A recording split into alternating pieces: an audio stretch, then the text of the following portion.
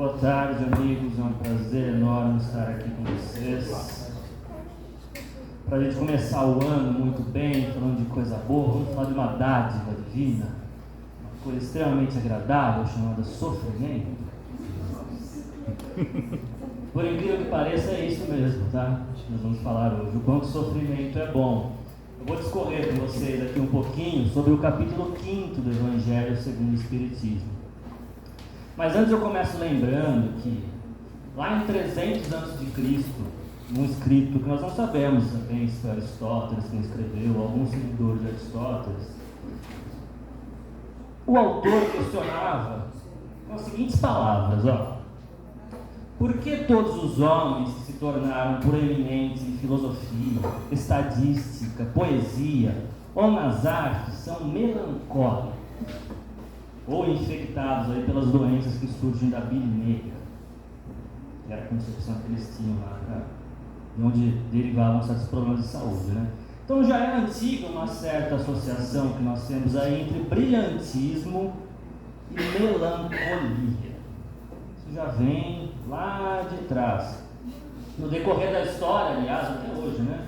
Sempre foi presente a definição de que a pessoa muito inteligente tende a ser também melancólica. No século XVIII, por exemplo, a melancolia era vista como um efeito colateral da proeza intelectual, da grande criatividade. Nós podemos mencionar ali o termo francês spleen, que o Baudelaire usava bastante, né? Aliás, quem melhor expressou esse sentimento foi o próprio Charles Baudelaire. Numa carta para a mãe dele, ele fala assim, no modo como ele se sentia: o que eu sinto é um imenso desânimo, uma sensação de isolamento insuportável, um medo perpétuo de uma vaga infelicidade, uma desconfiança completa de minhas forças, uma total falta de desejos, uma impossibilidade de encontrar qualquer divertimento. Ou seja, o que é a melancolia? É uma incrível incapacidade de ser feliz. E houve até mais tarde ali, depois do renascentismo, uma certa viragem na interpretação. Muitos acreditavam que a melancolia, na verdade, poderia causar o brilhantismo e alguns rebentos de energia criativa, né? Vários movimentos literários viam ali o homem melancólico como alguém que tinha sentimentos intensos, tinha uma visão mais profunda das coisas. E por isso ele se aproximava mais do sublime do que o restante dos mortais. Que coisa, né? Conhecimento e criatividade nos tornam mais infelizes. Mais uma vez, a doutrina nos explica isso, certo? Mas será que seria mesmo, como já cogitavam os antigos, a melancolia uma patologia? Ou, o que pode até soar estranho, será que em vez de uma patologia, a melancolia não seria um estado normal de espírito de alguém que já fez bastante progresso? Mas é importante a gente não confundir melancolia com pensamento negativo, tá? São coisas diferentes. Agora lá, o capítulo 5 do Evangelho segundo o Espiritismo, intitulado Bem-aventurados aflitos, ele nos ajuda a compreender esse tema. Porque tem um excerto desse capítulo que é um comentário assinado por 4 autores espirituais, chamado A Felicidade Não É Desse Mundo. Ali eles dizem pra gente que o poder, a fortuna, a juventude florescente, ou até mesmo esses 3 juntos, não são condições essenciais da felicidade. Você pode ter tudo isso, isso não vai tornar você feliz. Agora, para aqueles que desconhecem a real natureza da felicidade, que ela realmente é, tudo aquilo que pode ser considerado como uma fonte de felicidade é algo, como todo o restante aqui, efêmero, perecível e por vezes até acidental. Então, assim, logo após os acontecimentos que nós consideramos felizes, vem o que depois? O normal, que é amargura e decepção no mundo de provas e expiações, né? Seria diferente? Ora, o que existe na Terra que não seja fugaz, que não seja momentâneo, que não seja efêmero?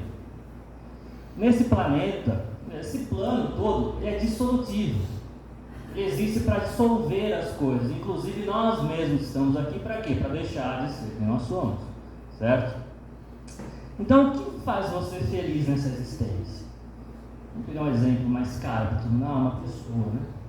Eu amo meu filho, meu bebezinho, meu cônjuge. Pois é, né? Isso que você vê e que você ama é um cadáver em ambulância. Vai deixar de existir como todo o restante na Terra. E se ela tiver sorte, ela vai deixar de existir até de outra maneira na Terra, porque vai para planos superiores. Então, assim, como nos afirmam os autores desse comentário lá presente no Evangelho, o que geralmente as pessoas compreendem por felicidade é uma utopia. É possível ser feliz com as coisas desse mundo? Sim, com uma condição: desde que você seja ignorante. Você desconhece a verdadeira felicidade que está além desse mundo, logo você se diverte nisso. Simples assim, né? Se esse é o mundo para o qual nós viemos para deixar de ser quem nós somos, nós vamos nos realizarmos efetivamente, aproveitar melhor esse mundo de que maneira? Deixarmos de ser quem nós somos, nos desapegarmos de tudo que nós somos apegados. Então, ao partir, quanto mais você deixar aqui de coisas que te ligam a esse plano, melhor você vai ter aproveitado a sua encarnação. Simples assim. Ou seja, você deve se apegar ao menos possível a tudo que existe aqui. E aquilo que te faz feliz aqui, você se apega. Não é? Então, todos aqui possuem a sua parte de trabalho árduo para fazer, de sofrimentos e decepções para passar por eles, visto que esse é essencialmente um mundo primário, de provas e expiações. Não é um mundo paradisíaco. Ah, mas tudo bem, por que a gente vê tanta gente ruim sendo tão feliz? Alguém vive aqui, então, num estado de aparente sucesso, sabe? Viagens constantes, bens materiais, fama, bajulação. O que é essa pessoa? Pobre dessa pessoa, nós temos que ter dó dessa pessoa. Sabe por quê? Ela é como o porco se divertindo rolando na lama. Tá? É assim que os espíritos superiores nos veem aqui. Você pega o linguajar deles dos espíritos, é assim, né? Uma sétima sinfonia de Beethoven, extremamente sublime para nós, eles falam que é barulho, eles falam que é uma produção grosseira. Nós estamos muito além do que é o verdadeiro sublime. Então, quem possui consciência, quem possui olhos para ver o que está além, jamais será feliz onde está. Agora, se você não tem consciência do que são os mundos superiores, os sentimentos mais puros, é divertido, né? Mas os divertimentos desse mundo, lembremos, são distrações. São as causas de grandes desvios aí, de encarnações. Como dizem os próprios autores desse comentário aqui, porém, a Terra não é uma espécie de planeta penitenciário. A gente não está aqui só para sofrer. Mas ela é um território do quê? De preparação para progressos futuros.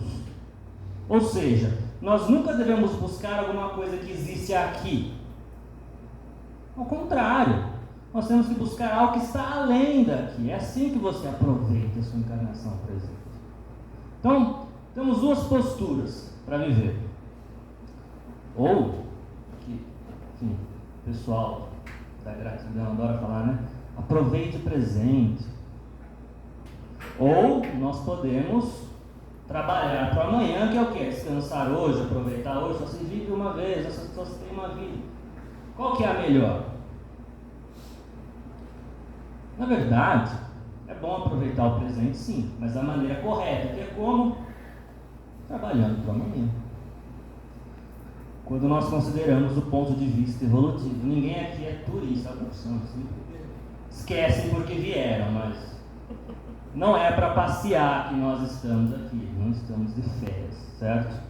Então, vamos retornar para a questão da melancolia lá, ressaltando alguns aspectos que o François de Geneve, no seu comentário sobre a melancolia, nesse mesmo capítulo ele faz, e que eu vou citar esse trecho do Evangelho. Ele fala, ó: sabeis porque uma vaga tristeza se apodera por vezes dos vossos corações e vos faz achar a vida tão amarga? É o vosso espírito que aspira à felicidade e à liberdade e que, preso ao corpo que lhe serve de prisão, extenua-se em vãos esforços para Deus sair. Mas, vendo que são inúteis, cai no desencorajamento e o corpo, suportando a sua influência, a languidez, o abatimento e uma espécie de apatia se apoderam de vós e vos achais infelizes. Vejamos como é curioso. Aquele que conhece a verdadeira felicidade, ele é o quê? Inevitavelmente aqui, infeliz. Não é bom ter o conhecimento, né? Nós poderíamos então medir o progresso de um espírito, será? Pelo seu nível de infelicidade? Não vamos ser tão duros assim nas palavras, né? Porque não é bem isso que eles estão dizendo para a gente. Mas eu não estou aqui para vangloriar a depressão ou algo do tipo, né?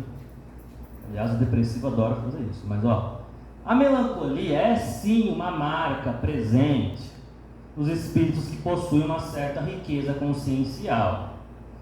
Mas os efeitos colaterais que a melancolia gera, eles devem ser controlados. E quem não sabe lidar com esses efeitos colaterais, aí sim ele vai se colocar numa condição patológica, aí ele vira um depressivo e tudo mais. E sim, a melancolia provoca um descontentamento, mas ela nunca deve enfraquecer a nossa vontade. Ao contrário, ela deve ser o quê? Ela deve ser um impulso para a gente sair dessa condição. Ela deve fortalecer nossos atos para eles não se tornarem constantes, né? O François de Geneve fala, ó, essas aspirações para uma vida melhor são inatas no espírito de todos os homens. Mas essa vida melhor, não procurem ela nesse mundo. Então nós precisamos fazer o quê? Suportar os desgostos com os quais nós nos deparamos, para nós termos acesso a lugares nos quais eles não existem. Tem que aguentar a escola para fazer o quê? Conseguir sair dela, não é? Então não apenas a libertação final vai ser a solução para tudo, né? É claro que só ela poderá nos desvencilhar desses desgostos, mas se nós tivermos a sabedoria necessária para lidar com eles. Na verdade, nós temos que aprender a conviver com eles da melhor maneira possível.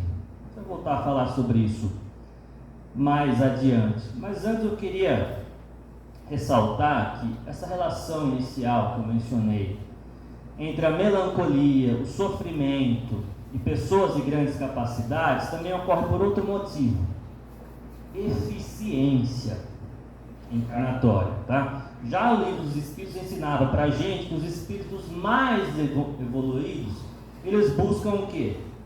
Encarnações mais fáceis ou difíceis? Eles nascem anônimos em condições extremas, tá? E quem trabalha na escola, por exemplo, especialmente em escolas de grande vulnerabilidade, a gente vê criancinhas inocentes passando por cada coisa. Eles lidam com tudo aquilo melhor que a gente, sabe? Como é que é possível isso, uma criança lidar com tantos problemas melhor que um adulto que já tem tanto conhecimento do nascimento? Eles vêm preparados, com certeza, tá? E além do Livro dos Espíritos, eu mencionaria aí também um livro de Ramatiz com Atanagildo chamado A Vida Além da Sepultura. É um livro muito legal, na qual o Atanagildo começa narrando como é que foi o processo de desencarne dele no Brasil, né? O Ercílio mais queria questionar o Ramatiz sobre isso. O Ramatiz falou, ó, eu desencarnei lá na Índia, em outro século, não vai adiantar muito falar com você sobre isso. Conversa aqui com esse aqui que está na metrópole do Grande Coração, lá o Atanagildo, ele fica no Brasil, ele vai narrar para você como é que é.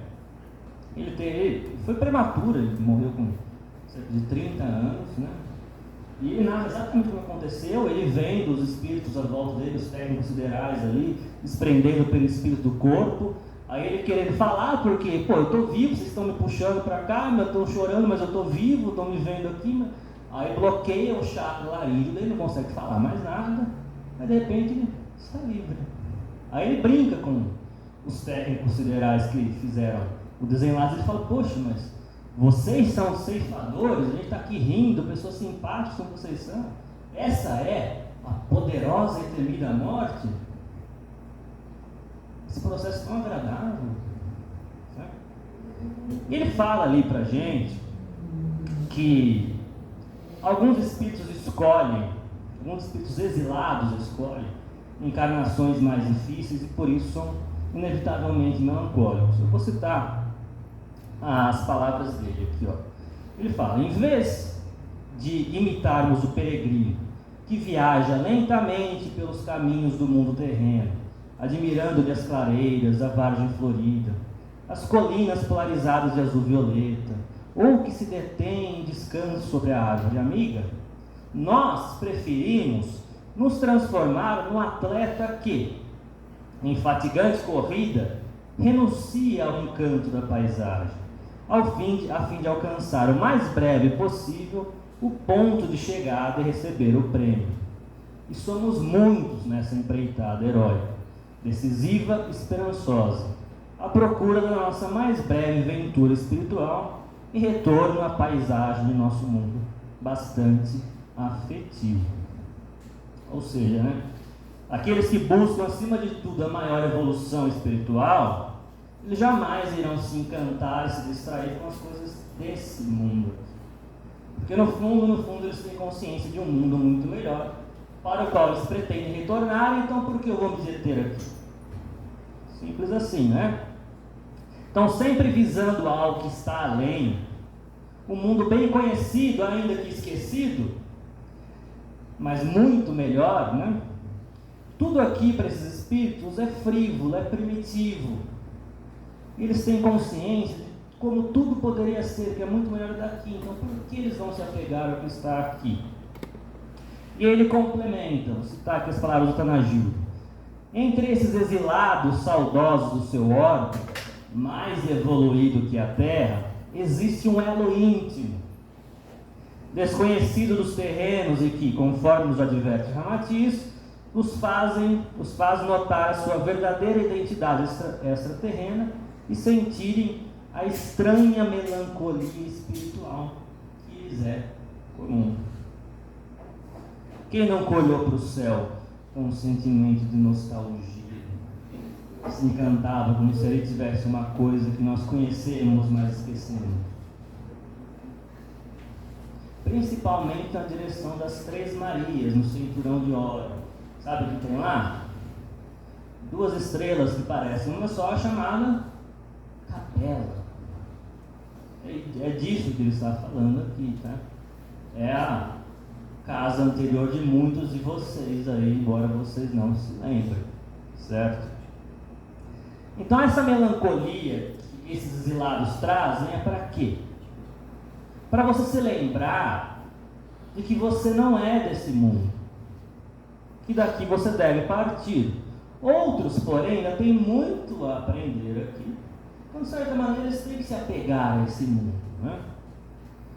Mas nada aqui é definitivo.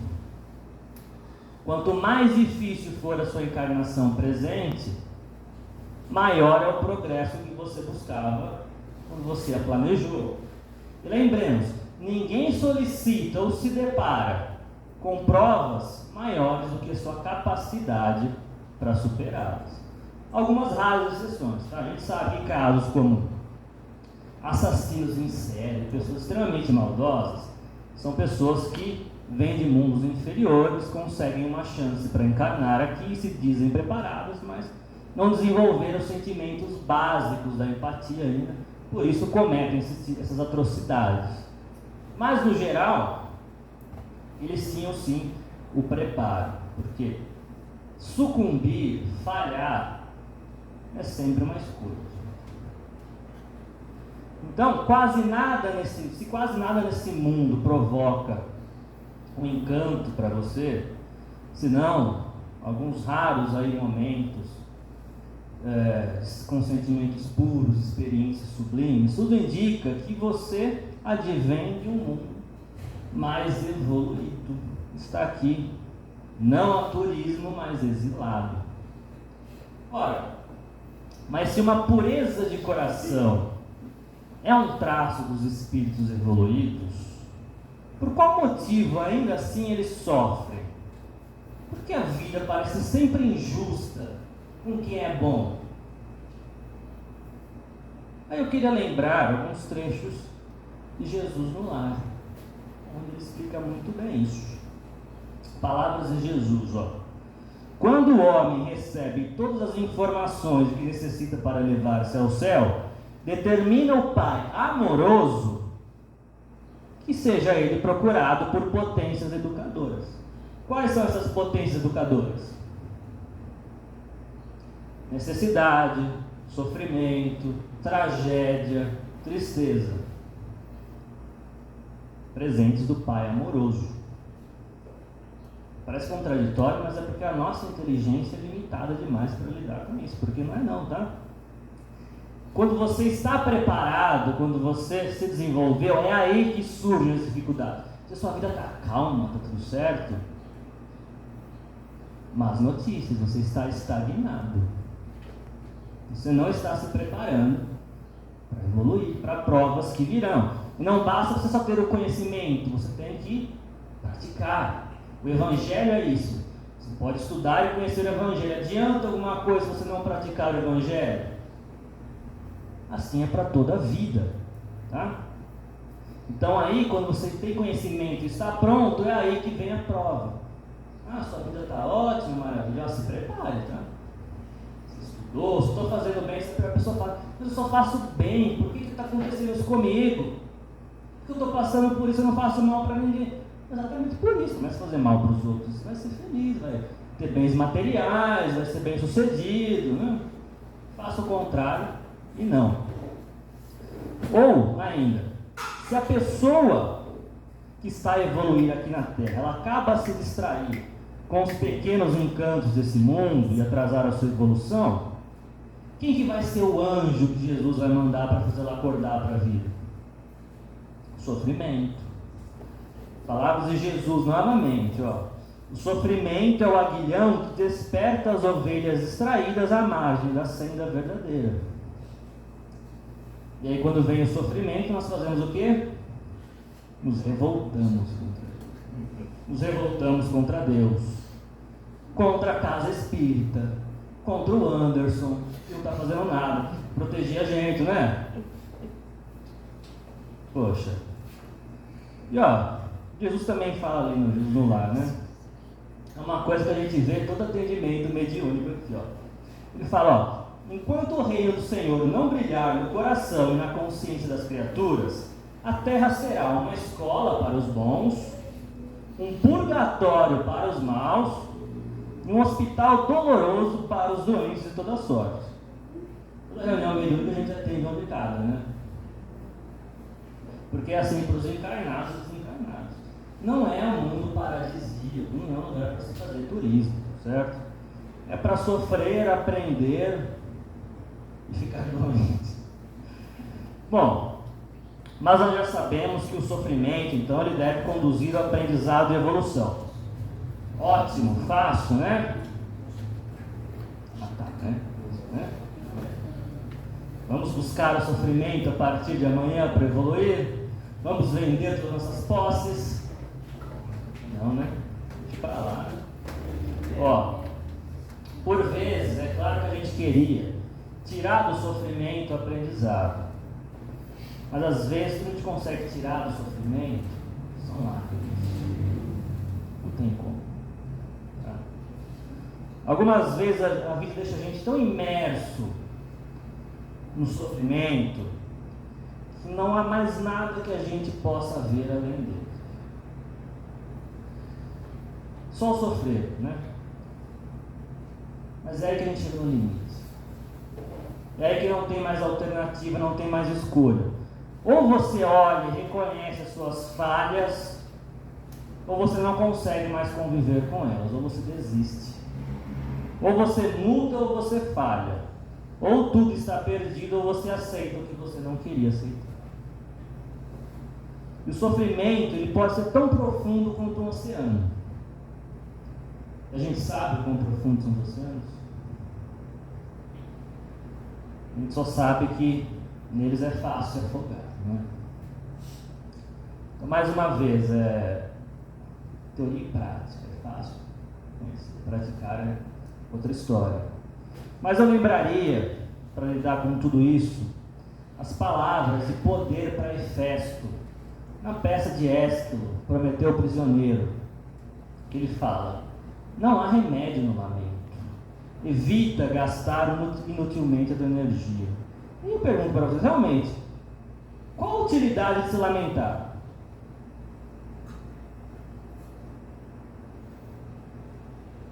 É um gasto energético, isso é, né? Qual a utilidade disso? Desperdício, certo? Só que para muitas pessoas, agora pode ser chato, não. Essa é a rotina inteira de algumas pessoas, né? Acordar, se lamentar e dormir. Eu não quero denegrir ninguém com isso, mas é que é o seguinte: a verdade não visa agradar ninguém, a mentira sim. Então, por mais que isso ofenda alguns, inclusive pessoas que passam por patologias, como depressão profunda, é verdade fazer o quê, né? Por isso o atendimento que nós fazemos aos desencarnados no sofrimento. Eles gastam toda a energia criativa deles com o quê? Lamentações. Eles ficam num círculo fechado e vicioso. Tem que vir o mentor lá, abrir a aura dele, arrastar para cá e falar: pense em outra coisa agora. Aí pronto, eles são atendidos aqui. Mas só os desencarnados.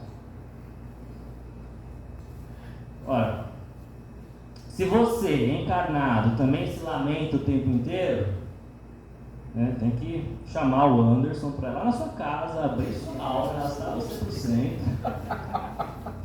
Porque você precisa de um atendimento, assim como se desencarnado no círculo. Você está acordando, pensando em lamentação, dormindo em lamentação. Você sonha, né, com a lamentação.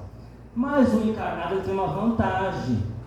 Ele tem uma via de escape, ele tem um corpo, que é uma saída, uma possível saída do plano vibracional que ele está.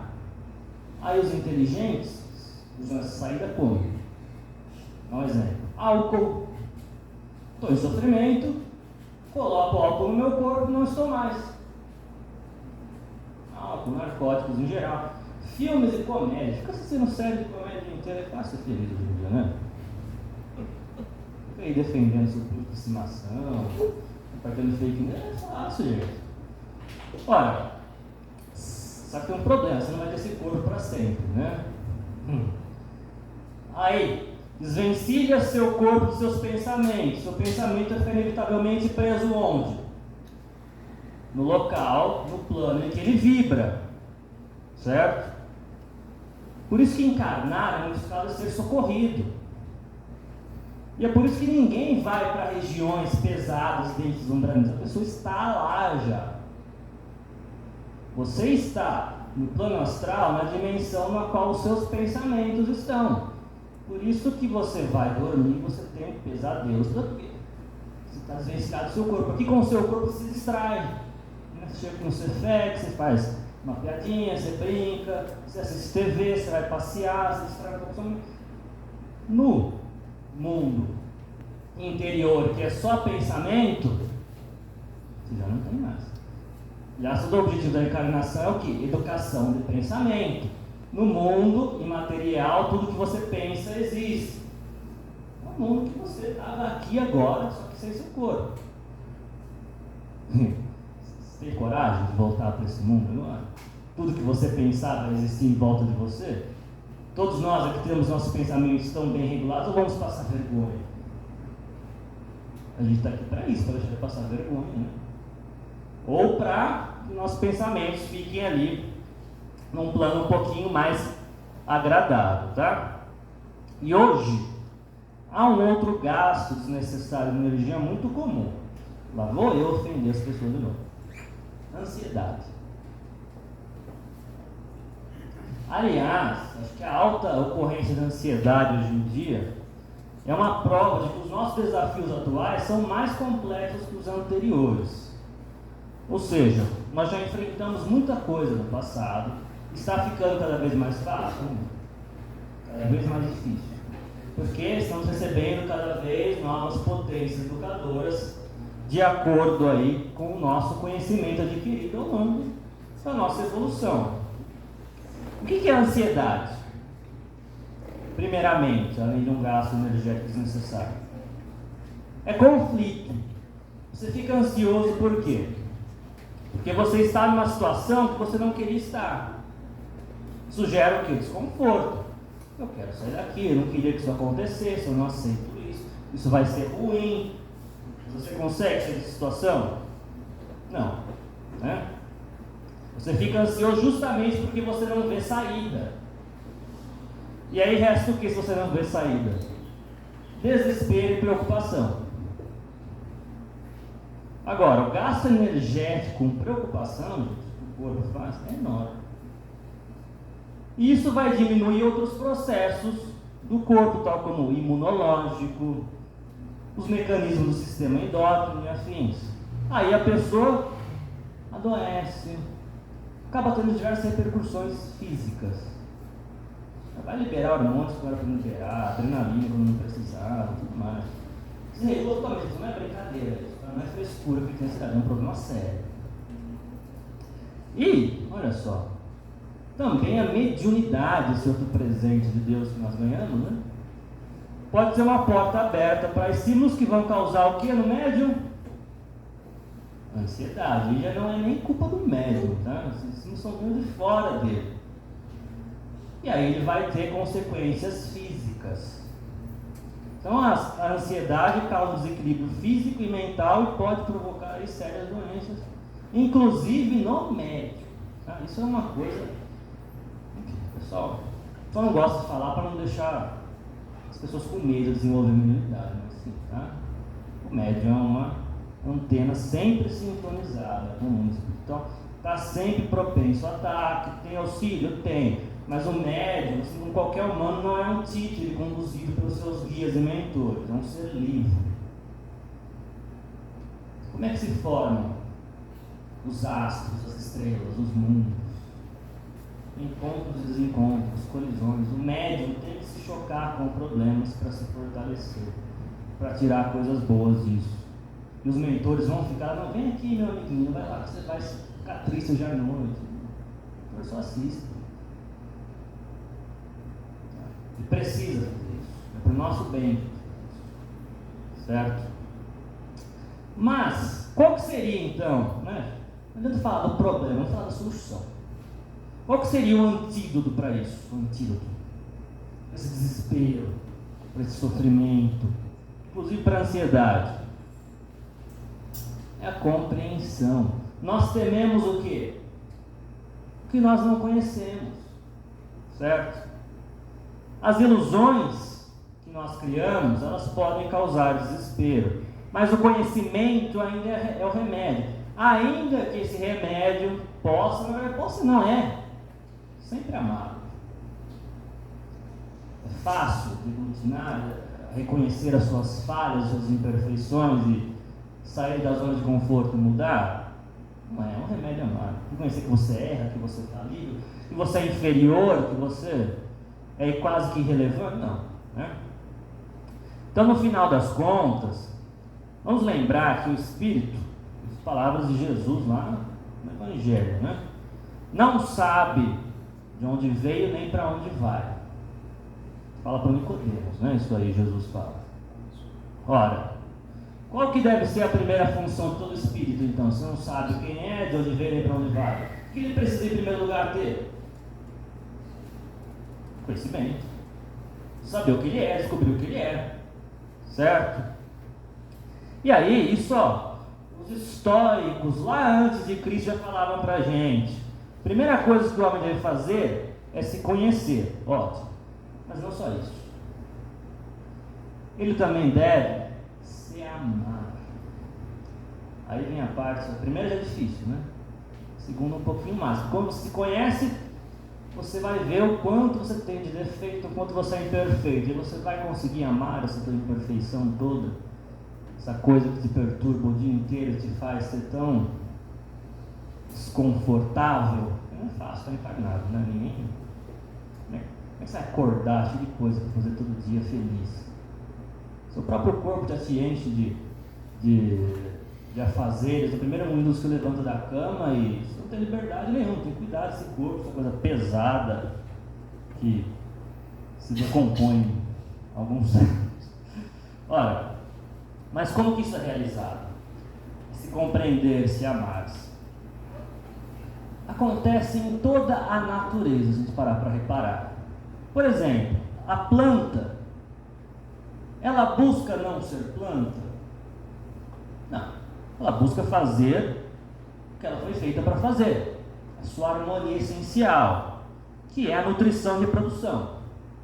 São seus objetivos, ela vai lá e cumpre. Tenta fazer o máximo, isso vai o humano lá, atrapalha tudo, mas ela tenta fazer. O reino animal, o que? É a sensação e a locomoção. E o homem? Sabem dizer para mim qual que é a grande função do homem? Para que nós viemos aqui, estamos aqui? Vocês não sabem dizer, vocês não sabem que vocês estão aqui, vocês estão tudo falidos. Quem sabe, né? Na verdade é o que? Conhecimento. Estamos aqui para aprender, não é? A gente veio aqui para a aquisição do conhecimento, da ciência, para o exercício da temperança, da coragem, da justiça, ou seja, a partir do momento que eu tenho conhecimento, eu tenho a razão comandando o corpo, e se sobrepondo às nossas paixões. Você tem uma razão que diga, vá lá no Cefet e trabalhe hoje. Você tem um corpo que diga, não, é 2 da tarde, eu almocei, eu quero dormir. Essas coisas são conflitantes, tá? Então, ó, a gente tem que parar para entender que nós não fomos criados separadamente. Nada no mundo foi criado separadamente. Tudo que existe é parte de um todo e só existe em relação a esse todo. Somos peças de Lego, basicamente, num grande esquema universal. E a gente vai perceber a grande razão que dizem os históricos quando a gente vê o quê? Tem essa visão de conjunto e vê como cada parte contribui para o todo. Até a cobra venenosa da qual nós morremos de medo tem uma importância. Até aquela pessoa desprezível, ela vai fazer algo de bom, ela vai fazer cumprir um pouquinho da vontade, da razão universal. Então, apesar do seu princípio de conservação, o homem tem que buscar sempre o que é bom só para você? Não, é bom para todos. Tem que buscar o seu próprio bem no bem comum. Esse é o cidadão perfeito. E esse é o homem ideal, segundo inclusive o quê? O Evangelho. Esse, porque é esse que vai agir em nome de Deus. Como Jesus fez. Alguma vez Jesus pensou em si próprio? Eu vou lá, não, me crucificar, me torturar de qualquer jeito, eu vou ficar fazendo isso? Não. Aqui, trabalhando de carpinteiro, ganhando dinheiro, né? A razão, a inteligência é uma coisa, o sentimento interior outra. Então, a individualidade que nós temos, essa pessoa que nós somos, assim como qualquer outra individualidade da natureza, é algo passageiro, é evanescente. Já a grande razão, não. Quem que são os heróis? Os mártires, os grandes artistas, eles pensam só neles mesmos? Daniel na cola dos leões, Pedro sendo crucificado lá ao contrário, tá pensando nele? Pensa o quê? Na humanidade, certo? Ou seja, eles agiram apenas para eles próprios ou eles elevaram a humanidade inteira? Então a grande função do homem é o quê? É se sacrificar. Mais uma vez, nós estamos aqui para deixar de ser quem nós somos. Você se sacrifica e aí você se eleva à grande república universal desses seres que participam da razão, da grande razão, como diziam os estoicos. Por isso que o esclarecimento vai aliviar qualquer sofrimento. Por isso que os cristãos primitivos morriam cantando. sendo devorados por leões. Por quê? Eles tinham conhecimento. Qualquer outra pessoa estaria desesperada naquele momento. Eles não. Eles sabiam que a verdadeira vida não é essa. Morriam em paz. Tá? Mas o esclarecimento alivia o sentimento, mas ele não elimina. Ele faz outra coisa. Ele dá sentido para o sofrimento. Ele justifica. Sofrer é ruim? Nem sempre. É ruim se você sofrer à toa. Sei lá, fazer almoço divertido? Às vezes não, vai ter que arrumar toda aquela coisa, é um sofrimento, né?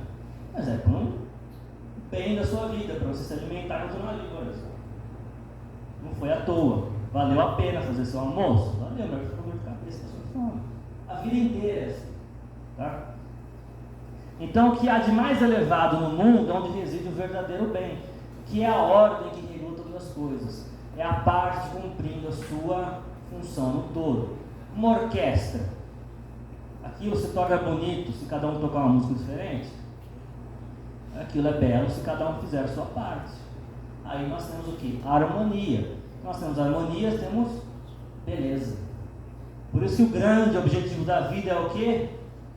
Beleza. Apesar dos pesares, tudo isso pode ser belo. Tá? Mesmo com o sofrimento no caminho, nós podemos então alcançar a beleza. E a vida dos mártires, dos artistas, é um exemplo disso. Tá? Para encerrar, gostaria só de comentar aqui, apesar das cicatrizes, apesar do gosto amargo que nós sentimos, o que é o mais importante? A gente sempre seguir em frente. Por quê? Nós, enquanto não só humanos agora, mas enquanto espíritos, nós temos que ser o filtro que recebe o mal e faz o que com esse mal? Transforma ele em bem. Os espíritos que buscam elevação, eles não fazem para permanecerem lá solitários, contemplativos, em planos superiores, admirando como a vida é bela. Jamais. Elevar-se é trabalhar mais. E trabalhar onde? Nos planos superiores, não é? Trabalhar aqui. O professor aprende para quê? Para ensinar. Então, o espírito superior ele não vai subir no plano, mas sim para ficar nesse. Ele vai vir aqui, então as criancinhas, no caso nós, trabalhar para nos auxiliar. Mas como é que faz para você trabalhar com seres inferiores a você? Primeiro, você tem que criar resiliência para aguentar todas as pressões desse plano, todos os sofrimentos desse plano e não reagir na mesma sintonia. É assim que nós vamos nos tornar instrumentos de elevação. Então, o espírito superior, ele vem aqui, ele vai estar exposto a todo tipo de energia negativa, toda raiva, toda coisa ruim, e ele vai fazer o quê? Nada. Ele vai fazer disso algo bom. Agora não, se alguém te ofende no trânsito, você faz o quê? Geralmente, se ofende, ele volta. Está preparado para ser um espírito superior e vir trabalhar nos planos inferiores? Mas estamos a caminho disso, pelo menos. Então, como você se sentiria se você fosse forçado em viver em uma época, uma sociedade na qual a violência é entretenimento? Vamos voltar lá para a Roma Antiga, com os cristãos primitivos? Nós aqui hoje, vamos achar aquilo bonito? Iríamos ser felizes naquela época?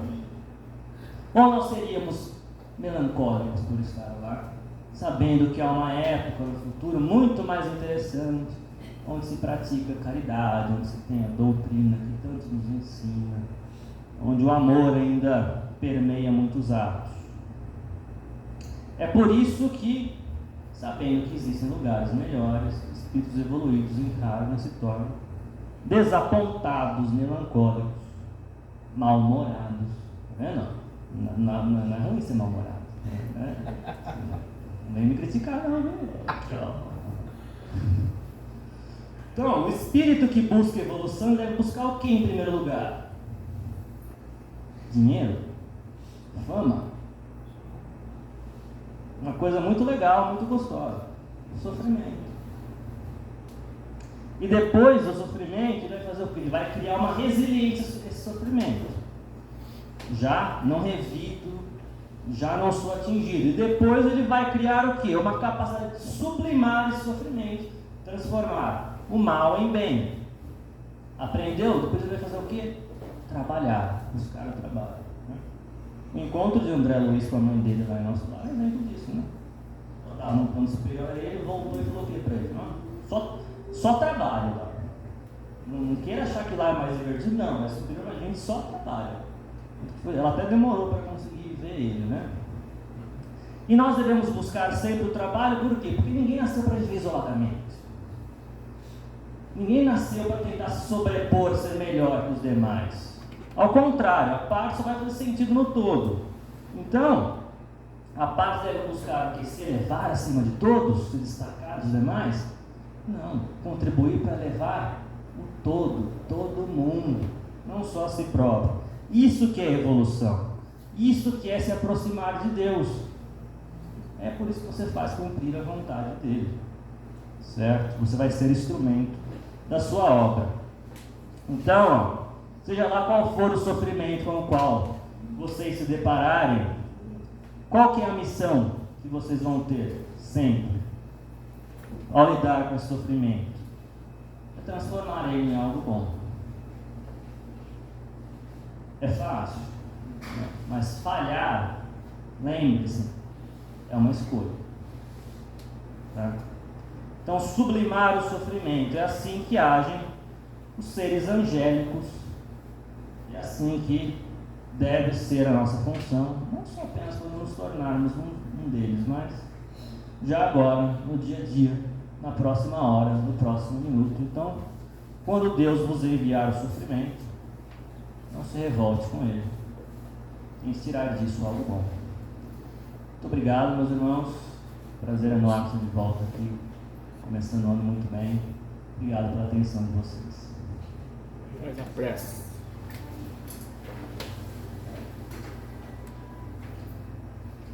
Vamos nos concentrar em nossos pensamentos agora, agradecendo a equipe espiritual que preparou todo esse ambiente, que nos acompanhou, que nos intuiu, que nos protegeu.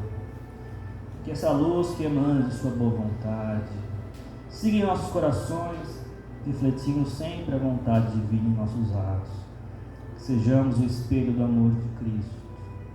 E que a dor da semente seja sempre desabrochar de um futuro de elevação e compreensão. Que a energia dos planos divinos esteja sempre conosco. Que o amor seja nossa lei. Sempre tenhamos energia para lutar o bom combate. Assim seja.